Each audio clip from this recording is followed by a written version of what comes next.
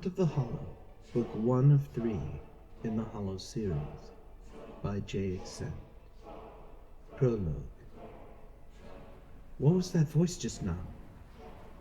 Hilda, Samuel. The words cloud their mind, and now they forget. The words block out something important, and Sister Lisa is important to them, but why? They couldn't justify. In the land of Fondisik, thousands of miles across the crystal sea from the island of Gath, in an area where elven red trees grew, Hilda and Eddipus, both pale elves of the Red Elven clan, stood at the entrance to a large cave full of inner fears for their outer desires. Hilda wore a long, glittering, off-the-shoulder halter gown. She had a silver diadem with moonstone gems on her head over her long, golden hair. Her short-heeled nereid boots hardly clicked against the ground. Hilda's many rings glistened. Yet, with all her magic, all her wisdom, all her equipment, nothing could suppress the desire for destiny and the tremendous consternation in her heart. Beside Eddipus was another woman. He called her Taylor, Maiden of Blade. She was a warrior's blade, a sword of heroes. The claymore's pommel was square, with a red ruby wedged in the center. She had a laced leather overlong grip and a golden red crossguard. The steel blade was forged by a well-renowned blacksmith and blessed by a certain known priestess named Hilda. Eddipus had a broad face, dark blonde hair, and strong shoulders.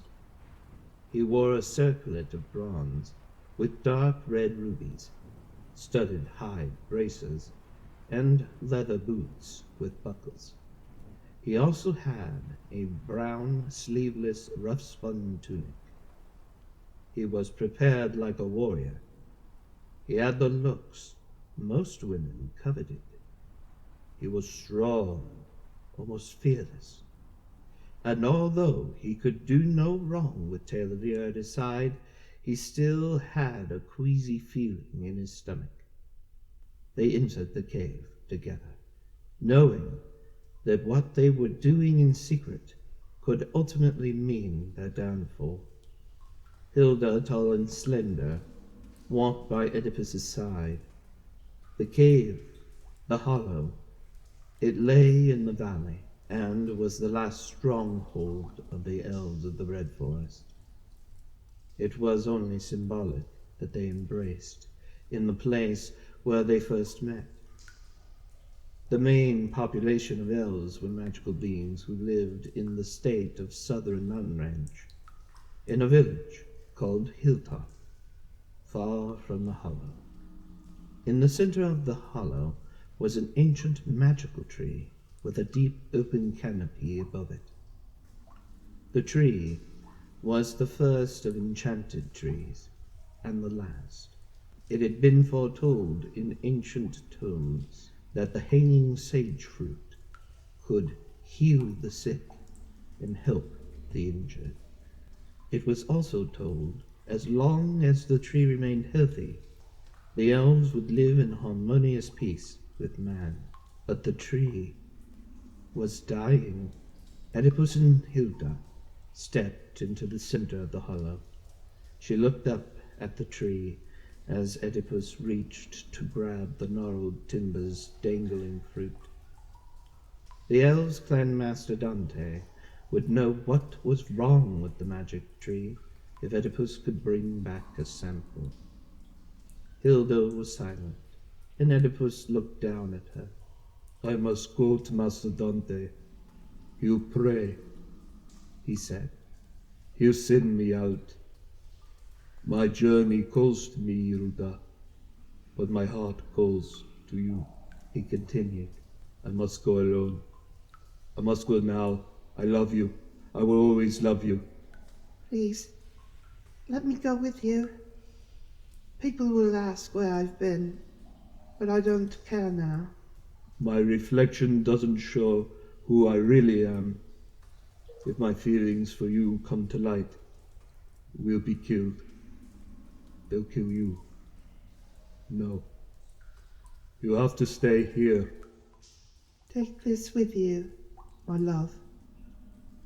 Hilda unclasped her necklace dangling at her breast and pulled at it. On a silver chain was a thin purple ribbon with a small silver cross on it. My Vidian, my heart will forever go with you. I've blessed it. As long as the color is bright, there's hope.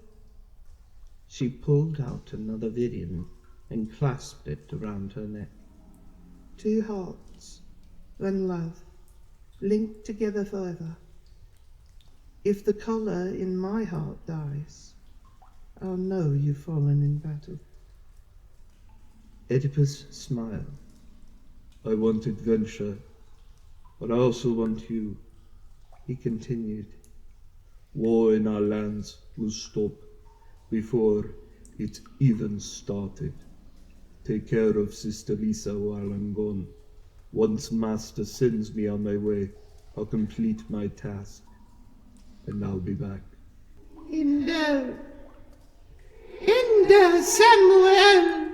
The strange old voice echoed again. What was that voice? And now Lisa become important? Both Eddipus and Hilda needed to see Sister Lisa safe. Hilda pushed the ribbon against his chest as he clasped her hands. He kissed her. They had pressed and locked lips for some time before they pulled away. An ancient act was being broken. Laid out long ago was a law that a priestess may never be with an elven male of the warrior class. To break the decree was punishable by death. So Hilda and Eddipus met in secret. The kiss wasn't defiance, but pure love. For them, the freedom to love was more important than any treasure. The fear that Hilda's father and the rest of Hilltop might find out cursed their very souls. I will carry it with me. I will always be with you. What it would be like, being part of your world without fear. She replied. Hilda and Eddipus stood together. There was silence for a moment before Eddipus reluctantly moved away from her and went deeper into the dark depths of the shallows. Hilda turned to leave the hollow. I have to find Sister Lisa. I promised to look after her. Again, her voice came back, repeating, Ender! Ender Samuel! The words forced Hilda to forget something. But what? The words displaced something she had been carrying. But what? Her stomach hurt, and she felt empty. She was confused. Hilda turned to leave, but the voice lingered on her. Hilda! She thought she heard it calling. She stopped and listened intently. With each sound, she became more fogged. Chapter 1. Hilltop. Hilda! She thought she heard a familiar voice. She stopped, her hand resting on the mouth of the cave. Hilda! Again, that same voice came out. She looked forward, squinting. Hilda could see the sun glowing bright, shining from out of the darkness. Outside, tall grass danced, blowing in the cool midday breeze. A few inches away from the entrance, she saw a group of men walking. She stepped out a little. Hilda! The calling echoed like a sea siren to her ears. It was hypnotic. She felt both cool and warm. Hilda! The voice repeated. Her heart was calm. She felt a rush of loving comfort. Hilda tried to turn back and run into the cave, but she couldn't move. She found herself drawn back into the hollow, the darkness calling to her in an echoing tone. Hilda! Hilda Samuel! Hilda knew better and planted her feet, knowing the cave wasn't for her at this point. She felt hands grasping her. Hands of the elves, and their magic came to help her. Come, follow us. Hilda felt the elves' arms were invisible. Mystical hands clasped her shoulders and led her out of the cave. Don't look back, or you'll turn to stone, becoming one with the Hallow. The elvish whispers were distant. Their touch was there, yet it wasn't. Hilda followed the elven spirits out of the hollow to safety. Anaheim, thank you. Hilda said to the group she had seen outside the cave earlier. Elves' magic was powerful, leaving her body even more so. It wasn't an easy task, and was tiresome. It was a separation of not only body, mind, and heart, but the soul. Hilda's hair was blowing in the cool breeze behind her. The clan elves of the Red Forest Magi stood. The Hallow was a mystical place, beautiful and mysterious, yet not one to enter without care. Weeping darkness lived within, like mesmerizing singers caught in the wind. Eddipus had left for Clan Master Dante to find what path lay before him. He needed to find what cure awaited the blessed tree. The Magi saw that, knew that.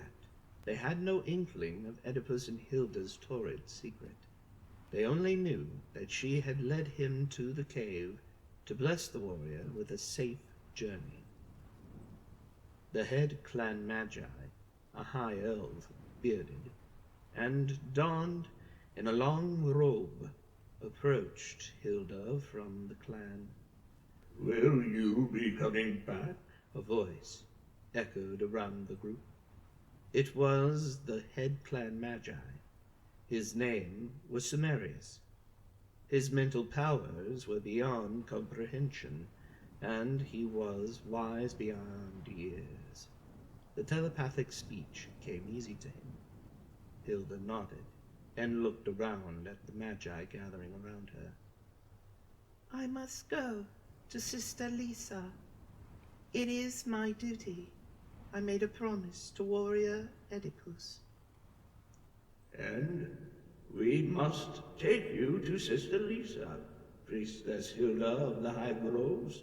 No mountain elf, or even forest one, had ever broken an ancient statute for love, devotion, or lust.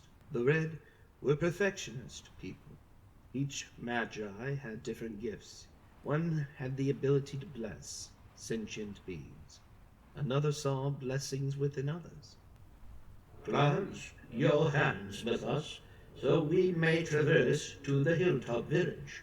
One shorter elven Magi said, and they all gathered, hand in hand. In a moaned chant, they began to use a kind of travel magic, or portal speech. Darkness flowed like a funnel in the sky. Hilda felt the familiar pull. It was the portal to their beautiful Hilltop village. The darkness had engulfed them, but only for a split second. A blink, and they were safe at Hilltop. Safe. But what of Eddipus?